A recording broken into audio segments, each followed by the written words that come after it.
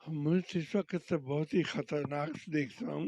اللہ خیر کرے، کیونکہ دیکھیں نا ڈالر کا 10% ہی زیادہ ہو گیا.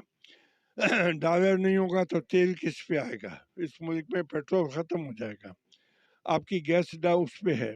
یہاں تک کہ آپ کی کھاد جو باہر سے آتی ہے مرغیوں کی، وہ بھی آپ کو ڈالر سے خریدتے. تو ڈالر آپ نے کہاں پہنچا دیا؟ اور ابھی جو آئی ایم ایف کی ٹیم آ رہی ہے، وہ کہتے ہیں کہ ہم اندرونی اور بیرونی استحکام دیکھیں گے. تو اندرونی 2 صوبوں میں تو اس وقت آپ نے جو کیا ہوا ہے، کیا ہوگا؟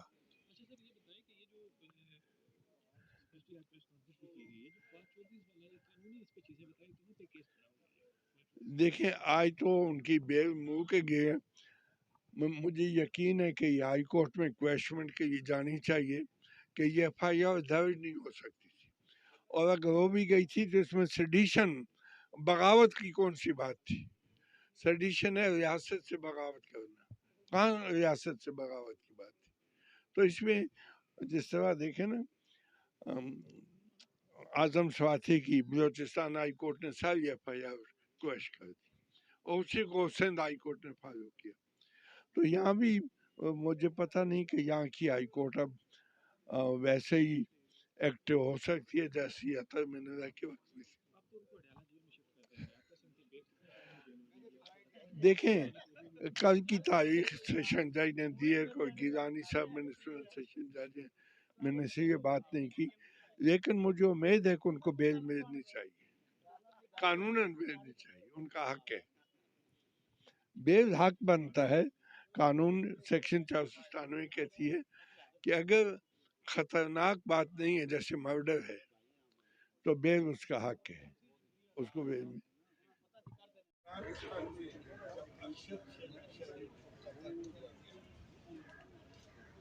25 اکتوبر کو پشاور میں ہمارا کنونشن قانون کی حکمرانی تھی، اور اس میں عمران خان ہماری چیف گیسٹ. عمران خان نے اپنی 25 اکتوبر کی تقریر پشاور میں صرف ارشد شریف کے ساتھ، اور انہوں نے وہ واقعات بتائے کہ ان کو کون چیز کر رہا تھا، 16 ایف آئی آر کیسے درج ہوئی، اور وہ کیوں در بدر گھومتے پھرتے تھے، پناہ مانگتے تھے، اور ان کو کس نے بھگا کے دبئی پہنچایا، دبئی میں ان کو کس نے چیز کیا. یہ اس کے ٹھیک 9 دن بعد عمران خان کے